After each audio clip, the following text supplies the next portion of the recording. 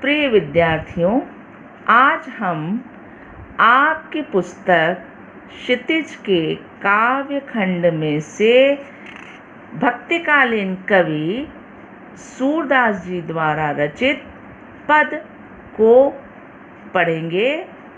उन पदों की संदर्भ प्रसंग सहित व्याख्या करेंगे। संदर्भ प्रसंग सहित व्याख्या करेंगे। इसके पहले आपको कुछ आवश्यक निर्देश दिए जा रहे हैं जिन्हें आप स्मरण रखेंगे। तो सबसे पहले आपको पता होना चाहिए हिंदी साहित्य के इतिहास के बारे में। हिंदी साहित्य के इतिहास को कितने कालों में विभाजित किया गया है, तो देखें इस तरह से। सबसे पहले आता है आदिकाल, आदि यानी प्रथम, सबसे पहला। दूसरा वीरगाथा काल। वीर शब्द से स्पष्ट है कि इसमें वीर रस से प्रधान रचनाएं होंगी। भक्तिकाल, भक्ति से संबंधित। रीतिकाल, रीति अर्थात श्रृंगार, श्रृंगार रस से संबंधित कविताएं होंगी।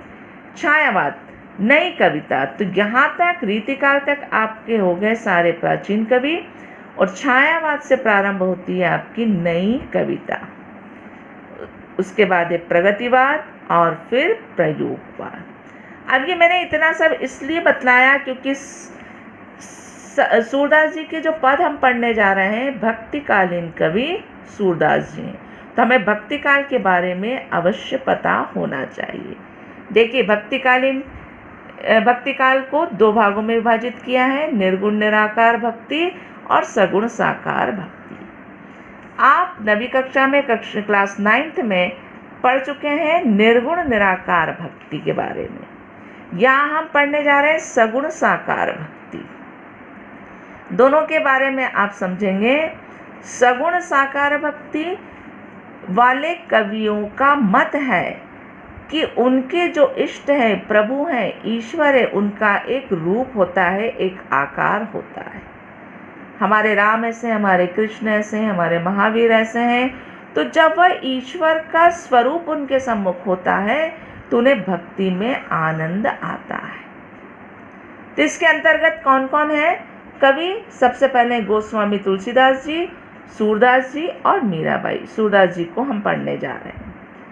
आप क्लास 9th में पढ़ चुके हैं निर्गुण निराकार भक्ति। निर्गुण निराकार भक्ति क्या होती है? इस धारा के कवियों का मत है कि ईश्वर का कोई आकार नहीं होता। ईश्वर का कोई आकार नहीं होता। ईश्वर केवल एक शक्ति है, वह प्रत्येक व्यक्ति की प्रत्येक श्वास में समाई हुई। ईश्वर क्या है? प्रत्येक व्यक्ति की प्रत्येक श्वास में समाया है। कौन कौन कवि? कबीर, रहीम। तो आप कबीरदास जी की साखियाँ क्लास 9th में पढ़ चुके हैं। तो अब हम पढ़ने जा रहे हैं सगुण साकार भक्ति के बारे में। इसके पहले हम सूरदास जी का परिचय पढ़ेंगे। सूरदास जी का परिचय। सूरदास जी का जन्म सन 1478 में माना जाता है। एक मान्यता के अनुसार उनका जन्म मथुरा के निकट रुनकता या रेणुका क्षेत्र में हुआ, जबकि दूसरी मान्यता के अनुसार उनका जन्म स्थान दिल्ली के पास सीही माना जाता है। महाप्रभु वल्लभाचार्य के शिष्य सूरदास अष्टछाप के कवियों में सर्वाधिक प्रसिद्ध हैं। वे मथुरा और वृंदावन के बीच गऊ घाट पर रहते थे और श्रीनाथ जी के मंदिर में भजन कीर्तन करते थे। सन 1583 में पारसौली में उनका निधन हुआ। उनके 3 ग्रंथ हैं, सूरसागर, साहित्य लहरी और सूरसारावली में सूरसागर ही सर्वाधिक लोकप्रिय हुआ है। ध्यान रखेंगे उनके 3 ग्रंथों के नाम, सूरसागर, साहित्य लहरी और सूरसारावली। खेती और पशुपालन वाले भारतीय समाज का दैनिक अंतरंग चित्र और मनुष्य की स्वाभाविक वृत्तियों का चित्रण सूर की कविता में मिलता है। सूर वात्सल्य और श्रृंगार के श्रेष्ठ कवि माने जाते हैं। कृष्ण और गोपियों का प्रेम सहज मानवीय प्रेम की प्रतिष्ठा करता है।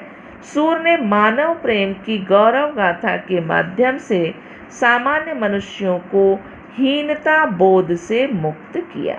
उनमें जीने की ललक पैदा की।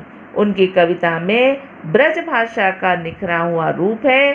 वह चली आ रही लोकगीतों की परंपरा की ही श्रेष्ठ कड़ी है। अब सबसे महत्वपूर्ण बात आ रही है जिस पर आपको ध्यान देना बहुत आवश्यक है। यहाँ सूरसागर के भ्रमर गीत से 4 पद लिए हैं। सूरसागर के भ्रमर गीत, भ्रमर क्या है? भ्रमर यानी भौरा, भ्रमर यानी भौरा। तो भ्रमर गीत एक भौरा मंडराता हुआ आता है और उस पर कटाक्ष करके गोपियाँ बोलती जाती हैं। तो यहाँ सूरसागर के भ्रमर गीत से 4 पद लिए गए हैं। कृष्ण ने मथुरा जाने के बाद स्वयं न लौटकर उद्धव के जरिए गोपियों के पास संदेश भेजा था। उद्धव ने निर्गुण ब्रह्म एवं योग का उपदेश देकर गोपियों की विरह वेदना को शांत करने का प्रयास किया। देखिए आगे बात निर्गुण ब्रह्म एवं योग की। मैंने आपको दोनों धाराएं समझाई हैं, निर्गुण भक्ति और सगुण साकार भक्ति। तो उद्धव ने निर्गुण ब्रह्म एवं योग का उपदेश देकर गोपियों की विरह यानी दुख वेदना को शांत करने का प्रयास किया। गोपियां ज्ञान मार्ग की बजाय प्रेम मार्ग को पसंद करती थीं। इस कारण उन्हें उद्धव का शुष्क संदेश, शुष्क यानी सूखा संदेश पसंद नहीं आया, उसमें कोई रस नहीं आया। तभी वहाँ एक भौरा आ पहुँचा। कौन पहुँचा? भौरा आ पहुँचा। यहीं से भ्रमर गीत प्रारंभ होता है। तो भ्रमर गीत कैसे? भ्रमर को, भौरे को लक्ष्य करके गोपियाँ व्यंग्य बाण कसती हैं। गोपियाँ बोल किसको रह रही हैं? भ्रमर को कटाक्ष करके। लेकिन उद्धव कौन है? कृष्ण के मित्र हैं। उद्धव कौन है? कृष्ण के मित्र हैं, जिन्हें कृष्ण ने भेजा है। कृष्ण मथुरा के राजा बन गए हैं, गोपियों से वियोग सहन नहीं हो रहा है।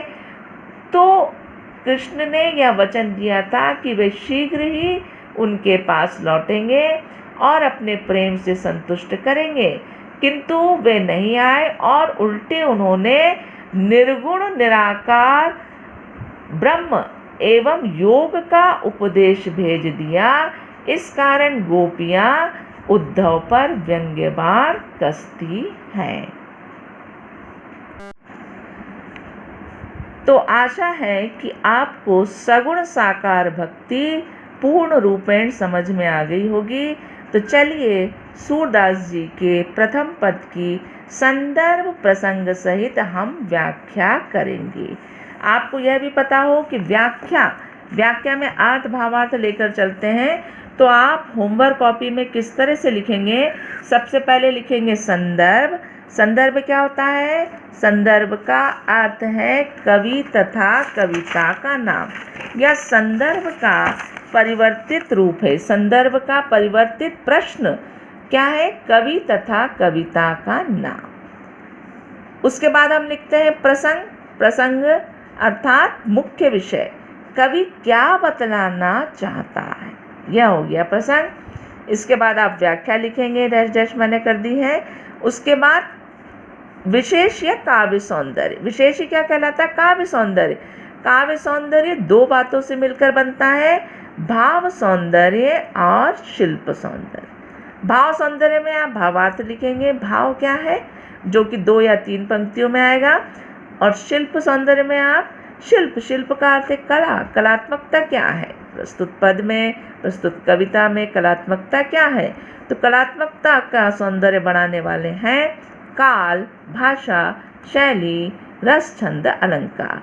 तो सबसे पहले हमें बतलाना होगा काल, कौन से काल की कविता है, भाषा कैसी है, शैली कैसी है, छंद कौन सा है, अलंकार कौन कौन से हैं और रस क्या है। तो चलिए अब हम व्याख्या करते हैं।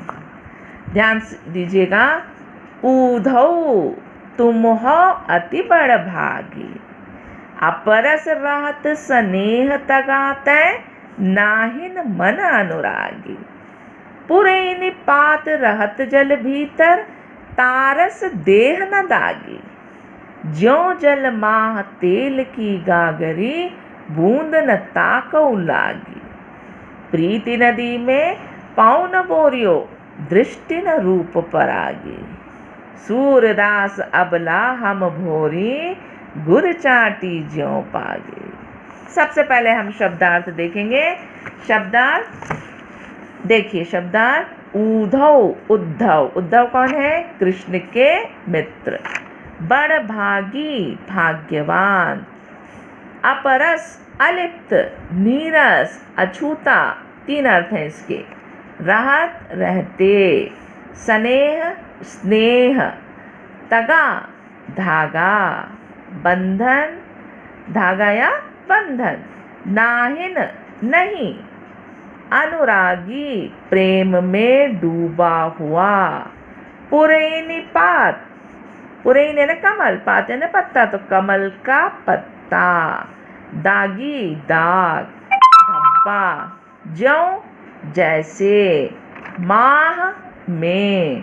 गागरी, गगरी, मटकी। ताकऊं, उसको। प्रीति नदी, प्रेम रूपी नदी। पाँव, पैर। बोरियो, डुबोया। परागी, मुग्ध, मुग्ध होना। गुर चाटी ज्यों पागी। गुर यानी गुड़, चाटी यानी चींटी, ज्यों यानी जैसे। तो जिस प्रकार चींटी गुड़ में लिपटती है, गोपियाँ क्या कहती हैं? जिस प्रकार चींटी गुड़ में लिपटती है, उसी प्रकार हम भी कृष्ण प्रेम में अनुरक्त हैं। भोरी यानी भोली। चलिए, सबसे पहले संदर्भ क्या है?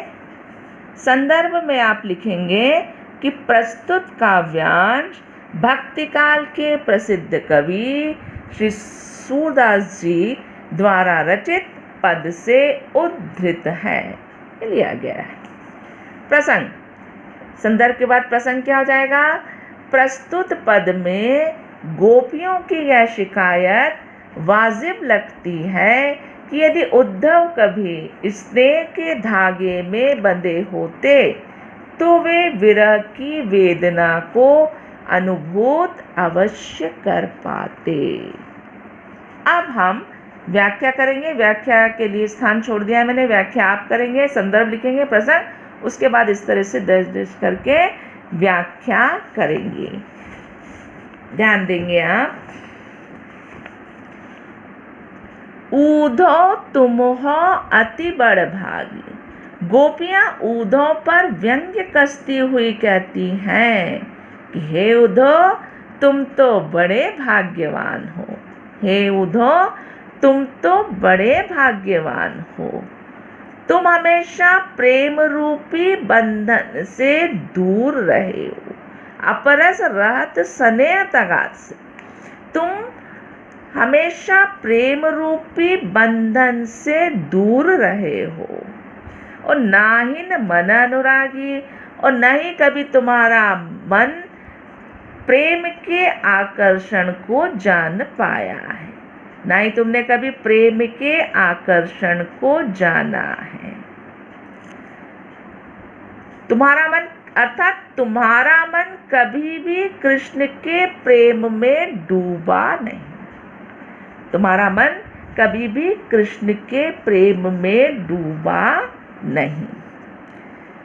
किस तरह से? अब उदाहरण द्वारा समझाती हैं गोपियां कि पुरैनी पात रहत जल भीतर, तारस देह न दागी। तुम तो जल में रहने वाले उस कमल के पत्ते के समान हो। जल भीतर रहत पुरैनी पात, तुम तो जल में रहने वाले उस कमल के पत्ते के समान हो, जो तारस देह न दागी, जो जल में रहकर भी अपने ऊपर दाग और धब्बे लगने नहीं देता, उससे बचा रहता है।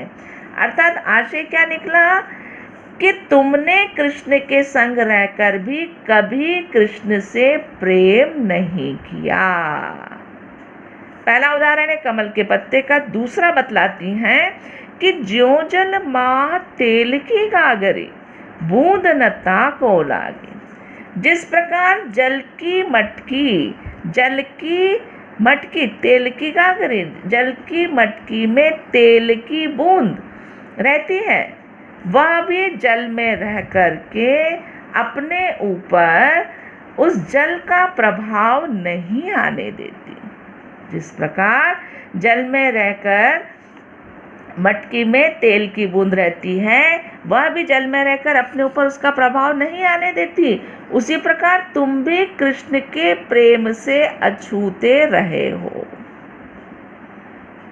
तुम भी कृष्ण के प्रेम से अछूते रहे हो। तुमने कभी भी कृष्ण के प्रेम को अपने मन में आने नहीं दिया। प्रीति नदी में पाँव न बोरियो, दृष्टि न रूप परागी। अरे ये तो अच्छा किया उद्धव कि तुमने कभी भी प्रेम की नदी में अपना पाँव नहीं डुबोया, अपना पैर नहीं रखा, पैर नहीं डुबोया, और दृष्टि न रूप परागी, और ना ही कभी तुम्हारी दृष्टि कृष्ण के रूप सौंदर्य पर मुग्ध हुई। दृष्टि न रूप परागी का अर्थ क्या है कि तुम्हारी दृष्टि कभी भी कृष्ण के रूप सौंदर्य पर मुग्ध नहीं हुई। सूरदास अबला हम भोरी, गुर चाटी जो पर। इस तरह से जो कहा जाता है सूरदास, तो सूरदास जी कहते हैं कि गोपियाँ कहती हैं, लिख सूरदास जी रहे हैं, किससे कहलवा रहे हैं? गोपियों से। तो सूरदास जी कहते हैं कि गोपियाँ कहती हैं कि यह तो हमें भोली अबला गोपियाँ हैं जो कृष्ण के प्रेम में इस तरह लिपट गई हैं जैसे गुड़ के साथ चींटियाँ लिपट जाती हैं। चींटियाँ लिपट जाती हैं। एक बार फिर से मैं आपको समझा देती हूँ। गोपियाँ उद्धव पर व्यंग्य कसती हुई कहती हैं, हे उद्धव, तुम तो बड़े भाग्यवान हो। तुम हमेशा प्रेम रूपी बंधन से दूर रहे हो। तुमने कभी भी कृष्ण के प्रेम को, कृष्ण के आकर्षण को जाना नहीं। तुम्हारा मन कभी कृष्ण के प्रेम में डूबा नहीं है। तुम तो जल में पलने वाले कमल के पत्ते के समान हो, जो जल में रहकर भी उसके द्वारा दाग धब्बों से बचा रहता है। आशय यह है कि तुमने कृष्ण के संग रहकर भी कभी कृष्ण से प्रेम नहीं किया। तुमने कृष्ण के संग रहकर कभी भी कृष्ण से प्रेम नहीं किया। जिस प्रकार जल की मटकी में तेल की बूंद रहती है, वह जल में रहकर भी अपने ऊपर जल का प्रभाव नहीं आने देती, उसी प्रकार तुम भी कृष्ण के संग रहकर उससे अछूते रहे हो। तुमने कभी उसके प्रेम को नहीं जाना, उसके प्रेम को अपने मन में आने नहीं दिया। अच्छा ही किया उद्धव कि तुमने कभी प्रेम की नदी में पैर नहीं डुबोया, ना ही तुम्हारी दृष्टि कृष्ण के रूप सौंदर्य पर मुग्ध हुई। या तो हम भोली, सूरदास जी कहते हैं कि गोपियाँ कहती हैं कि यह तो हम भोली गोपियाँ हैं जो कृष्ण प्रेम में इस प्रकार लिपट गई हैं जैसे गुड़ के साथ चींटियाँ लिपट जाती हैं। अब मैंने आपको संदर्भ बतला दिया, प्रसंग बतला दिया, व्याख्या आप लिखेंगे जो मैंने समझाई है। उसके बाद आपको लिखना है काव्य सौंदर्य। काव्य सौंदर्य में भाव सौंदर्य क्या है? प्रस्तुत पद में गोपियों की निश्चल प्रेम भावना व्यक्त हुई है। उनका कृष्ण के प्रति संपूर्ण समर्पण देखते ही बनता है। साथ ही क्या है? क्रोध प्रेरित व्यंग्य के दर्शन होते हैं। व्यंग्य आप समझते होंगे, ताना देखकर बात करना, वही क्या है? व्यंग्य। शिल्प सौंदर्य में आप देखेंगे सबसे पहले क्या लिखना है? काल। काल क्या है? भक्ति काल है। भाषा ब्रज, मधुर ब्रज ब्रज भाषा की मधुरता, सरसता, कोमलता प्रभावकारी है। जिस तरह से हम देखेंगे कोमल वर्णों का प्रयोग किस तरह से किया है। भोली की जगह उन्होंने भूरी, गुड़ ड के नीचे बिंदी गुड़ की जगह गुड़ का प्रयोग किया है। शैली में आप लिखेंगे अनूठी कल्पना शक्ति है, छंद हो गया पद, रस है विप्रलंब श्रृंगार, वियोग श्रृंगार जिसे कहेंगे वह विप्रलंब श्रृंगार। अलंकार प्रथम पंक्ति में वक्रोक्ति अलंकार है। प्रथम पंक्ति क्या है? ऊधो तुमह अति बड़ भागी। वक्रोक्ति आपने शायद पहली बार सुना होगा, वक्रोक्ति अलंकार। तो वक्रोक्ति का अर्थ पहले समझे, वक्र धन उक्ति। वक्र का अर्थ है टेढ़ा, उक्ति यानी कहना, तो कोई बात टेढ़ी कही जाए। व्यंग्य में कह रही हैं गोपियाँ कि ऊधो तुम तो बड़े भाग्यवान हो, तो यह बात व्यंग्य में कही गई टेढ़ी बात है, इसलिए यहाँ पर कौन सा अलंकार है?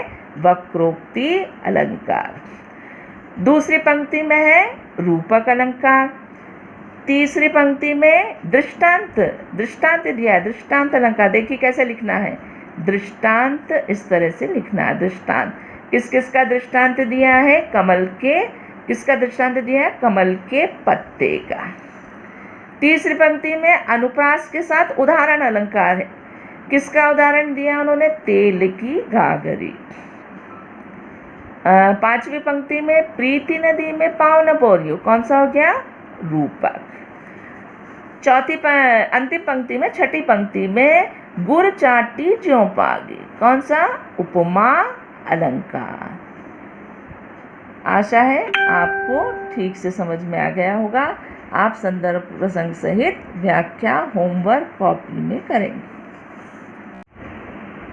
प्रिय विद्यार्थियों, आज हम सूरदास रचित दूसरे, तीसरे और चौथे पद के संदर्भ प्रसंग सहित व्याख्या पढ़ेंगे।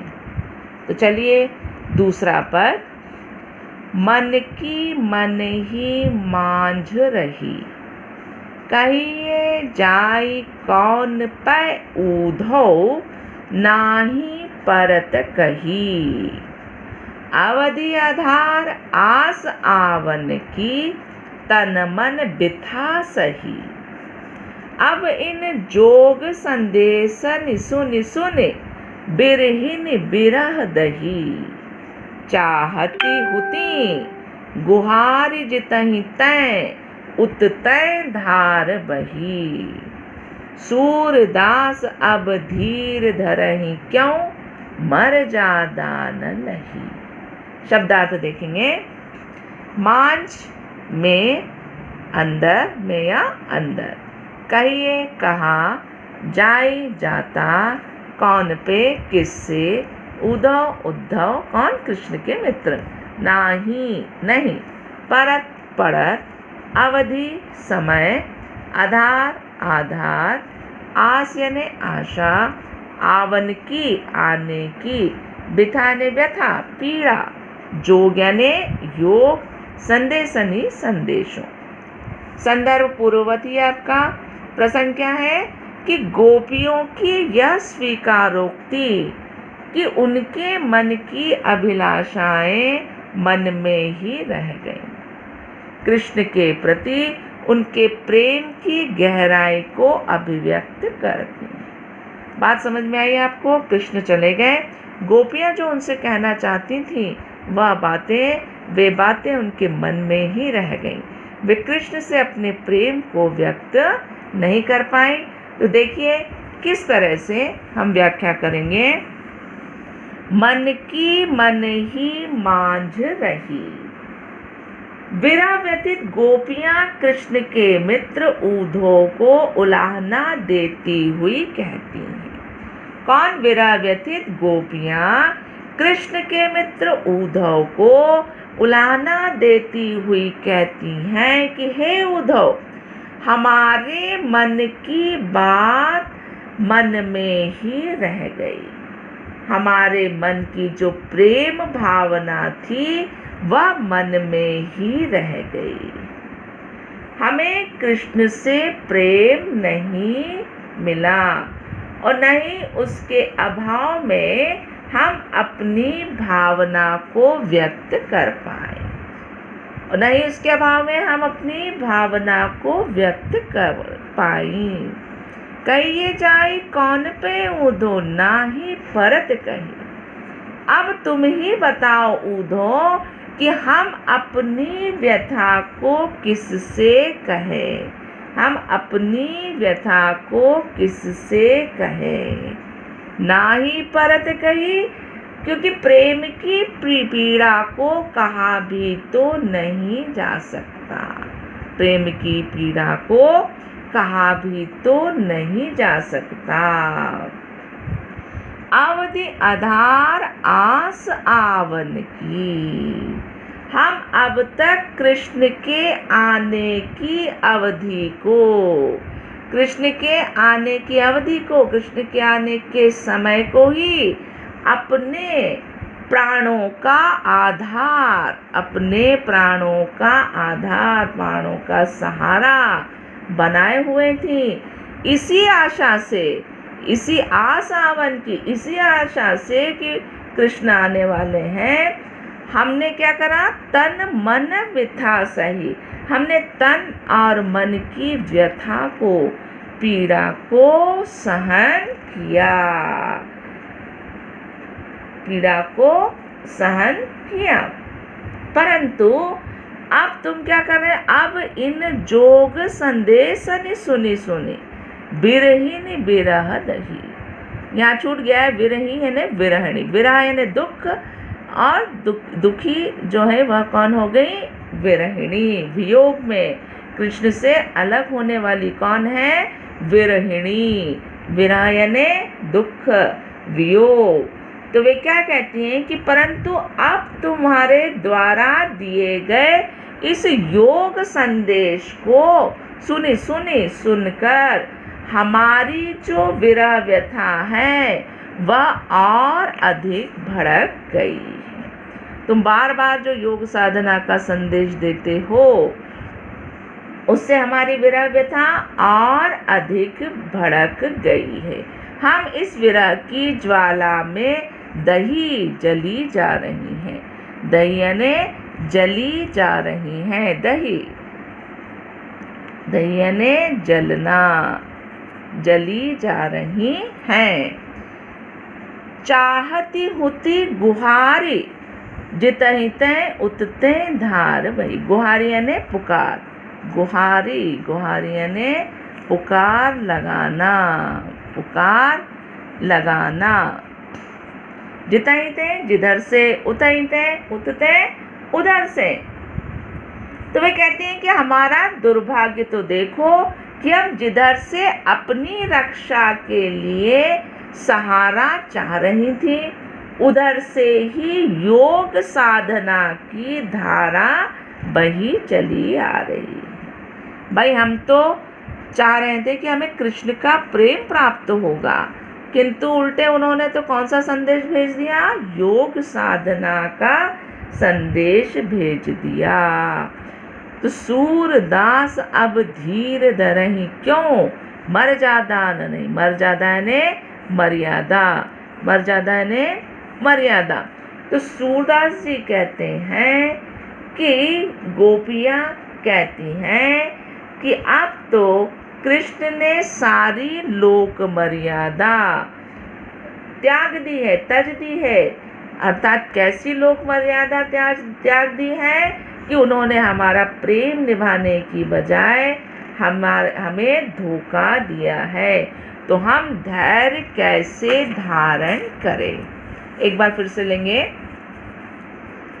विरह व्यथित गोपियाँ कृष्ण के मित्र उद्धव को उलाहना देते हुए कहती हैं कि हे उद्धव, हमारे मन की प्रेम भावना मन में ही रह गई।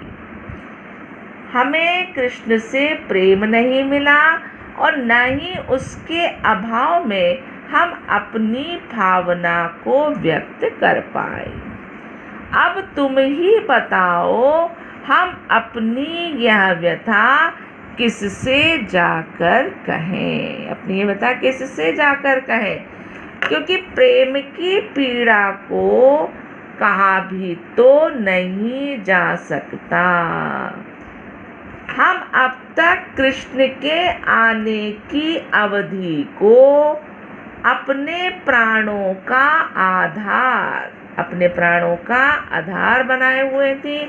इसी आशा से हम तन और मन की व्यथा सह रही थी, परंतु अब तुम्हारे द्वारा दिए गए इस योग संदेश को सुनकर हमारी विरह व्यथा और अधिक भड़क उठी है। इस विरह की ज्वाला में हम जली जा रही हैं और हमारा दुर्भाग्य तो देखो कि हम जिधर से अपनी रक्षा के लिए गुहार लगा रही थी, पुकार लगा रही थी, सहारा चाह रही थी, उधर से ही योग साधना की धारा बही चली आ रही है। अर्थात हम चाह रही थी कि कृष्ण हमसे आकर मिलेंगे और हमारी प्रेम भावना को संतुष्ट करेंगे, हमारी प्रेम भावना संतुष्ट होगी, परंतु उन्होंने तो उल्टे हमारे लिए योग मार्ग का सिद्धांत भेज दिया और हमें सदा सदा के लिए कृष्ण से दूर कर दिया।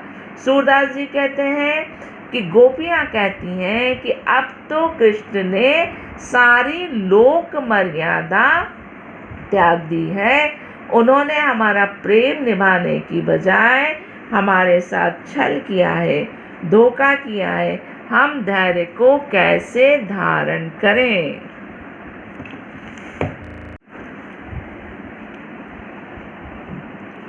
दूसरे पद का संदर्भ प्रसंग में आपको बतला चुकी हूँ। अब चलिए हम काव्य सौंदर्य देखते हैं। भाव सौंदर्य क्या है?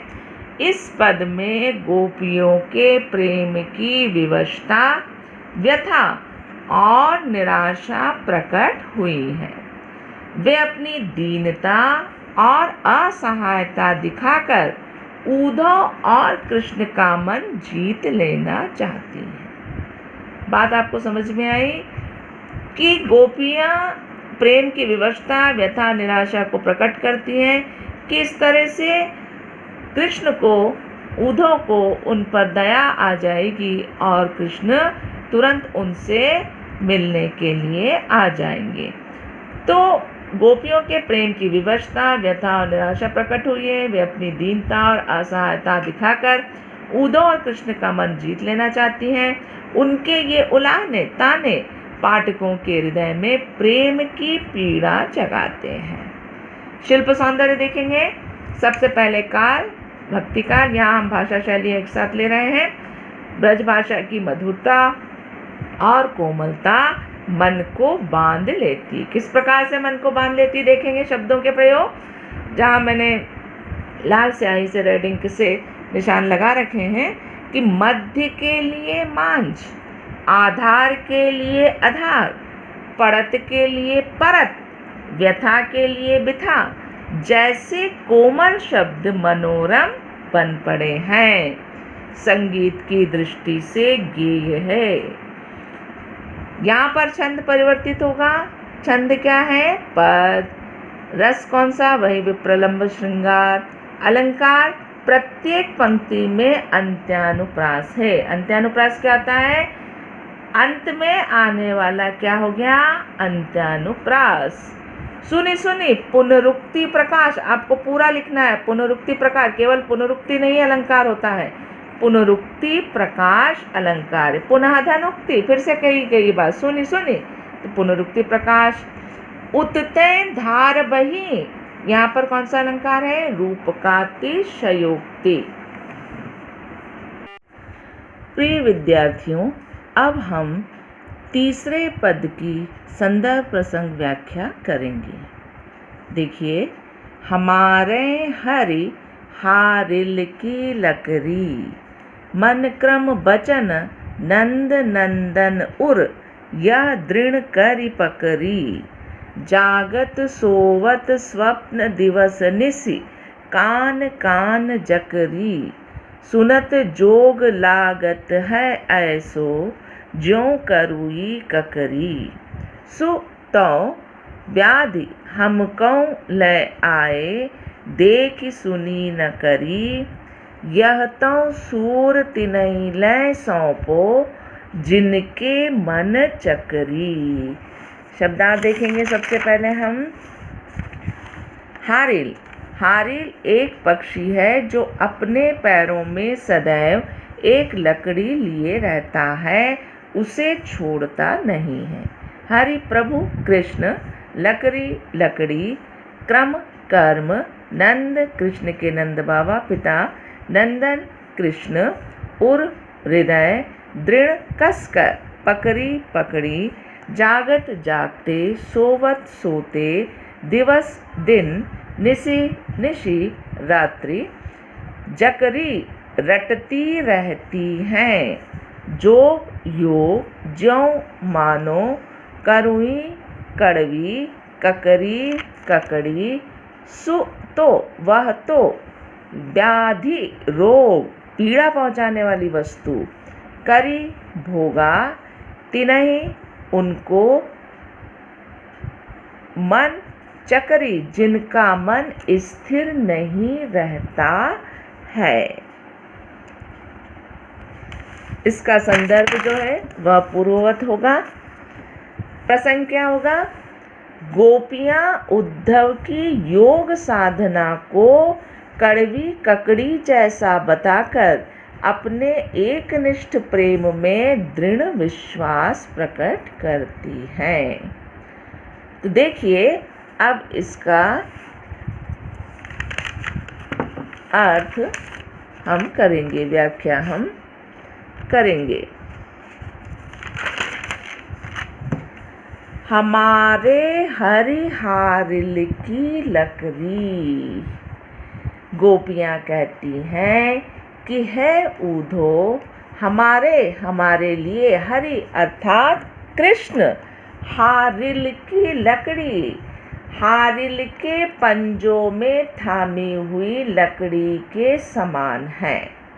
हमारे लिए कृष्ण किसके समान है? हारिल के पंजों में थामी हुई लकड़ी के समान है। अर्थात जिस प्रकार हारिल पक्षी लकड़ी को किसी हाल में नहीं छोड़ता, उसी भांति हम भी कृष्ण को दृढ़ता से थामे हुए हैं। मन क्रम वचन नंद नंदन उर, यह दृढ़ करी पकड़ी। हमने मन से, कर्म से, वचनों से कृष्ण को हृदय नंद नंदन और नंद के नंदन, नंद के पुत्र को हृदय में और हृदय में यह दृढ़ करी पकड़ी, दृढ़ता से बसाया हुआ है। हमने मन से, कर्म से, वचनों से कृष्ण को हृदय में दृढ़ता से बसाया हुआ है। जागत सोवत स्वप्न दिवस निशि, कान कान जकरी। हम जागते सोते रात दिन, यहाँ तक कि स्वप्न में भी कान कान जकरी, काना काना की रट लगाए रहती है। सुनत जोग लागत है ऐसो, ज्यों करुई ककरी। हम जब तुम्हारे मुख से यह बात सुनती हैं, कौन सी बात? जोग की, योग की बात सुनती हैं, तो हमें तुम्हारा यह जो योग साधना का संदेश है वह किसके समान लगता है? करुई ककरी, कड़वी ककड़ी के समान नीरस लगता है, अरुचिकर लगता है। सो तो व्याधि हमको ले आए, देखि सुनी न करी। तुम तो हमारे लिए ऐसी बीमारी, ऐसा रोग ले आए हो जिसे हमने न तो कभी देखा है, न सुना है और न ही कभी व्यवहार में करके देखा है। यह तो सूर तिन्हि लय सौंपो, जिनके मन चकरी। सूरदास जी क्या कहते हैं कि गोपियाँ कहती हैं कि यह संदेश तो तुम उन्हें ही ले जा करके सौंप दो। यह संदेश उन्हीं को ले जाकर सौंप दो जिनके मन में चक्कर है, जिनके मन भ्रमित हैं, अर्थात जो अपनी एकनिष्ठ भक्ति पर विश्वास नहीं रखते हैं। गोपियों का एकनिष्ठ प्रेम कृष्ण के प्रति प्रकट होता है कि वे केवल कृष्ण की भक्ति पर ही विश्वास रखती हैं। तो वे कहती हैं कि यह भक्ति उन्हीं के लिए है जिनके मन में चक्कर है, जिनके मन भ्रमित है, जो आज किसी और भगवान की, कल किसी और भगवान यानी आज कृष्ण की, कल राम की, कल किसी और की भक्ति की, उस पर विश्वास रखते हैं। फिर से लेंगे हम एक बार। गोपियाँ उद्धव को कहती हैं कि उद्धव, हमारे लिए हरि अर्थात कृष्ण हारिल पक्षी के पंजों में थामी हुई लकड़ी के समान है। जिस प्रकार हारिल पक्षी लकड़ी को किसी हाल में नहीं छोड़ता, उसी भांति हम भी कृष्ण को दृढ़ता से हृदय में समाये हुए हैं, दृढ़ता से हृदय में थामे हुए हैं। हमने मन से, कर्म से और वचनों से नंद के पुत्र अर्थात कृष्ण को हृदय में दृढ़ता से बसाया हुआ है। हम जागते सोते रात दिन, यहाँ तक कि स्वप्न में भी कान्हा कान्हा के नाम की रट लगाए रहती हैं। अब हम जब तुम्हारे मुंह से यह बात सुनती हैं, कौन सी बात सुनती हैं? योग साधना की बात सुनती हैं, तो तुम्हारा यह योग साधना का जो संदेश है वह हमें कड़वी ककड़ी के समान नीरस अरुचिकर लगता है, जिसमें कोई रस नहीं है। अर्थात निर्गुण निराकार भक्ति कैसी है? कड़वी ककड़ी के समान है, नीरस है, जिसमें कोई रस नहीं है। तुम तो हमारे लिए एक ऐसी व्याधि, रोग, बीमारी ले आए हो जिसे हमने न तो कभी देखा है, न सुना है और न ही व्यवहार में करके देखा है। सूरदास जी कहते हैं कि गोपियाँ कहती हैं कि यह योग साधना का संदेश तो उनके लिए है जिनके हृदय में भटकाव है, मन चक्री, जिनके हृदय में भटकाव है, जिनकी कहीं और आस्था, जिनकी कहीं कोई आस्था नहीं है, कहीं और आस्था है। हम तो पूर्ण रूप से कृष्ण की दीवानी है, हम यह योग संदेश क्या करेंगी। चलिए, संदर्भ मैंने बता दिया, प्रसंग बतला दिया है। अब हम लेंगे भाव सौंदर्य। इस पद में गोपियों की प्रेम दीवानगी बहुत भावपूर्ण ढंग से प्रकट हुई है। गोपियों ने हारिल की लकड़ी से अपनी तुलना करके स्वयं को दिन रात सोते जागते कृष्ण का दीवाना दिखाकर और योग संदेश के प्रति तिरस्कार दिखाकर प्रेम का अनूठा प्रभाव उत्पन्न किया है। शिल्प सौंदर्य, काले भक्ति काल, भाषा शैली, ब्रज भाषा की कोमलता और मधुरता साकार हो उठी है। देखेंगे ण जैसे कठोर वर्ण की बजाय र जैसा कोमल वर्ण अपनाया गया है। उदाहरणतया हारिल की लकड़ी, निशि, निशि की जगह निसी, कन्हैया की जगह कान, कड़वी की जगह करुई, ककड़ी की जगह ककरी, इसी कोमलीकरण के परिचायक हैं ये शब्द। पूरा पद गेय है यानी गाया जा सकता है, शब्द शब्द संगीतमय है। छंद हो गया पद, रस है विप्रलंब श्रृंगार, अलंकार प्रथम पंक्ति में रूपक कि हमारे हरि हारिल की लकड़ी, इसमें रूपक है। कान कान पुनरुक्ति प्रकाश, पूरा आपको लिखना है, केवल पुनरुक्ति अलंकार नहीं, पुनरुक्ति प्रकाश अलंकार है। ज्यों कक करुई ककरी, उपमा, ज्यों अर्थात मानो, कड़वी ककड़ी के समान, तो उपमा हो गया। चतुर्थ पंक्ति में सुनत जोग लागत है ऐसो, ज्यों करुई ककरी, रूप का अतिशयोक्ति, रूपक धन अतिशयोक्ति, रूप का अतिशयोक्ति हो जाएगा।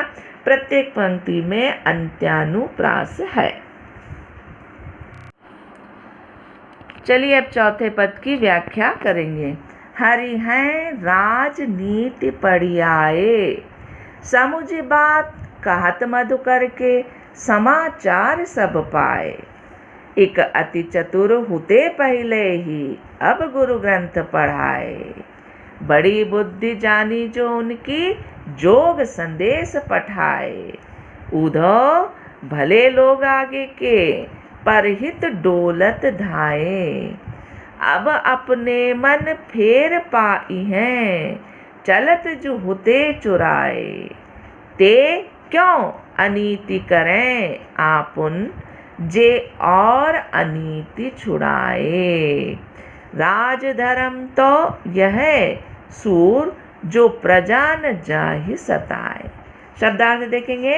हरि अर्थात कृष्ण, पढ़ी आए पढ़ आए, मधुकर भौरा, उद्धव के लिए गोपियों द्वारा प्रयुक्त यह संबोधन है। एक यानी एक, होते यानी थे, बड़ी बुद्धि, बुद्धि का बड़प्पन, जोग संदेश, योग संदेश, पठाए भेजा, आगे के पहले के, परहित दूसरों के कल्याण के लिए, डोलत धाए घूमते फिरते थे, फिर से, पाई हैं पालेंगी, चलत जुहुते जाते समय, अनीति अन्याय, आपनो अपना। संदर्भ वही रहेगा पूर्ववत। प्रसंग इसका क्या है वो समझेंगे। प्रसंग है कि इस पद में गोपियाँ उद्धव को ताना मारती हैं कि कृष्ण ने अब राजनीति पढ़ ली है। अंत में गोपियों द्वारा उद्धव को राजधर्म यानी क्या, प्रजा का हित। राजधर्म क्या होता है, राजा का धर्म। राजा का धर्म क्या होता है, प्रजा का हित, याद दिलाया जाना सूरदास की लोक धर्मिता को दर्शाता है। चलिए अब व्याख्या करेंगे। हरि है राजनीति पढ़ियाए। गोपियाँ उद्धव से कहती हैं कि हे उद्धव, लगता है श्री कृष्ण राजनीति पढ़ आए, राजा बन गए हैं, तो निश्चित ही उन्होंने राजनीति पढ़ ली है। समुझी बात कहत मधुकर की, अरे भौरे, अरे मधुकर, मैं तो तुम्हारी बात कहते ही समझ गई थी, कहते ही सुनते ही समझ गई थी कि कुछ ना कुछ समाचार सब पाए, कुछ ना कुछ गड़बड़ है, दाल में कुछ काला है। एक अति चतुर हुते पहले ही, अब गुरु ग्रंथ पढ़ाए। एक तो वे पहले से ही चतुर थे। अरे भौरे, एक तो कृष्ण पहले से ही चतुर चालाक थे। अब तुम अपने गुरु उद्धव के गुरु कौन हुए, कृष्ण, तो अब तुम अपने गुरु कृष्ण से राजनीति के ग्रंथ भी पढ़ आए हो, अतः तुम्हारी हर बात में छल कपट भर गया है। बड़ी बुद्धि जानी जो उनकी, अरे वाह, हम कृष्ण की बुद्धि का बड़प्पन, बड़ी बुद्धि का बड़प्पन भी मान गए कि क्या जोग संदेश पठाए। उन्होंने हमारे लिए योग साधना का संदेश भेज दिया, या योग साधना का संदेश भेजकर समझदारी की। अर्थात क्या उन्हें लगता है कि हम इस योग संदेश को सुन करके उन्हें भूल जाएंगे। अगर वे ऐसा सोचते हैं तो ऐसा सोचना उनकी मूर्खता है। ऊधो भले लोग आगे के, परहित डोलत धाय। वे कहती हैं कि हे उदो, भले लोग, आगे के यानी पहले के लोग, पहले के बड़े लोगों की यह रीति होती थी कि परहित डोलत दाय, परहित दूसरों की, पर यानी दूसरों की भलाई के लिए वे डोलत दाय दौड़े दौड़े फिरते थे। परंतु अब न तो हमें तुम पर विश्वास है और न कृष्ण पर विश्वास है। अब अपने मन फेर पाई है, चलत जो होते चुराए। चलो कम से कम अब हमें हमारा मन तो फिर से मिल जाएगा, पुनः मिल जाएगा, वापस मिल जाएगा। कौन सा मन? चलत जो होते चुराए, जिसे कृष्ण यहाँ से जाते समय चुरा कर ले गए थे। परंतु यह समझ में नहीं आता, क्या समझ में नहीं आता कि ते क्यों अनीति करें आपुन, जे और अनीति कराए, जे और अनीति छुड़ाए। कि कृष्ण तो औरों को अन्याय, अनीति अन्याय से बचाते रहे हैं, तो वे स्वयं हम पर अन्याय क्यों कर रहे हैं? जे और अनीति छुड़ाए, तो वे स्वयं हम पर अन्याय क्यों कर रहे हैं? राज धर्म तो यह सूर, जो प्रजा न जाहि सताए। सूरदास जी कहते हैं कि गोपियाँ कहती हैं कि हे उदो, राजधर्म तो यही कहता है कि उनकी प्रजा को सताया नहीं जाए, उनकी प्रजा को सताया नहीं जाए। अतः कृष्ण को चाहिए कि वे अपना योग संदेश वापस लें और हमें अपने दर्शन दें।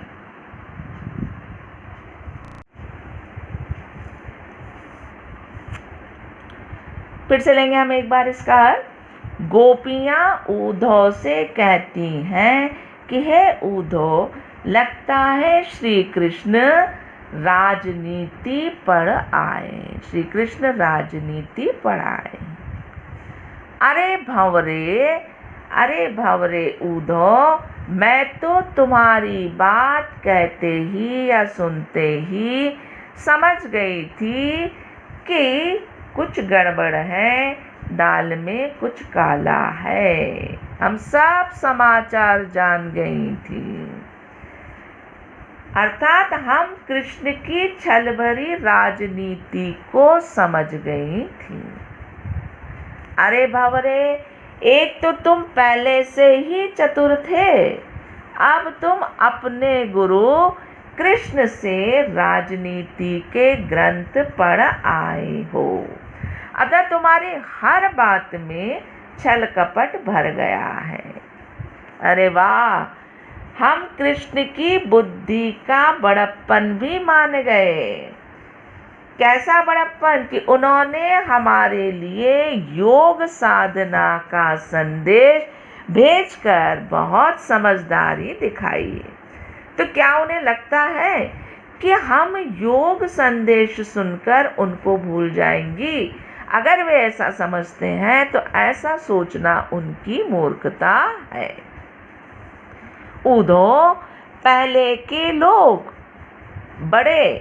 के जो बड़े लोग थे, उनकी यह रीति होती थी कि वे दूसरों की भलाई के लिए दौड़े दौड़े फिरते थे, दूसरों की भलाई के लिए दौड़े दौड़े फिरते थे। परंतु अब न तो हमें तुम पर विश्वास है और न ही कृष्ण पर विश्वास है।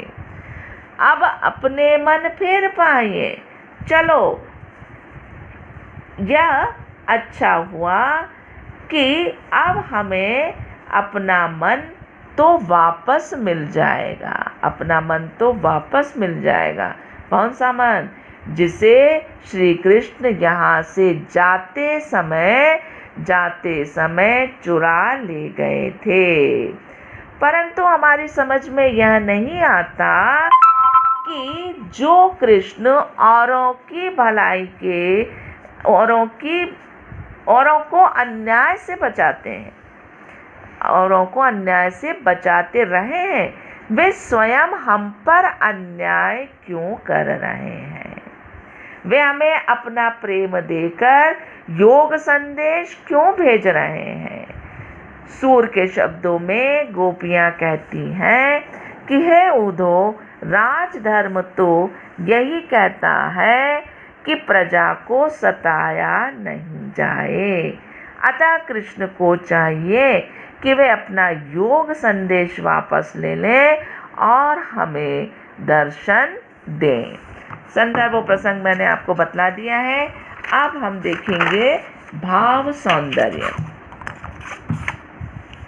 इस पद का मूल आशय यह है कि कृष्ण का योग संदेश मात्र एक छलावा है। यह टेढ़े कृष्ण की एक टेढ़ी चाल है। गोपियां कहती हैं कि वे इस चाल में आने वाली नहीं हैं। वे तो अपने प्रिय कृष्ण के मन में बसे रहना चाहती हैं। शिल्प सौंदर्य काल वही भक्ति काल। भाषा शैली। इस पद का सौंदर्य व्यंग्य और कटाक्ष में है। पूरे पद में व्यंग्य तीखे से तीखा होता चला जा रहा है। कवि ने कृष्ण और उद्धव को लपेटने के लिए अपने पुरखों की भलमनसाहत का भी प्रयोग किया है। योग की जगह जोग, संदेश की जगह संदेश, धर्म की जगह धर्म जैसे प्रयोग भाषा को सुकोमल बनाते हैं। छंद हो गया पद, रस वही विप्रलंभ श्रृंगार। अलंकार प्रथम से चतुर्थ पंक्ति में वक्रोक्ति। वक्रोक्ति मैंने बताया है टेढ़ी बात कही गई है। पहली पंक्ति में क्या हरि है, राजनीति पढ़ा है, व्यंग्य किया है, कटाक्ष किया है कि अरे उद्धव लगता है कृष्ण ने राजनीति पढ़ ली है। दूसरी पंक्ति में कि समुझी बात कहत मधुकर के समाचार सब पाए। अरे मधुकर, अरे उद्धव, हम तो तुम्हारे पहले कहते ही, तुम्हारी बात सुनते ही सारी बात समझ गए थे, सब समझ गए थे। फिर क्या कहती है, एक अति चतुर होते पहले ही, अब गुरु ग्रंथ पढ़ा। अरे एक तो तुम पहले से ही चतुर थे, चालाक थे, अब अपने गुरु कृष्ण से राजनीति के ग्रंथ पढ़कर आए हो। फिर चौथी पंक्ति में कि बड़ी बुद्धि जानी जो उनकी जोग संदेश पढ़ा है। अरे हम तो कृष्ण की बुद्धि का बड़प्पन भी मान गए कि उन्होंने हमारे लिए योग साधना का संदेश भेज दिया। क्या वे चाहते हैं या वे जानते हैं कि हम उन्हें भूल जाएंगी? अगर वे ऐसा सोचते हैं तो ऐसा सोचना उनकी मूर्खता है। बाकी प्रत्येक पंक्ति में अंत्यानुप्रास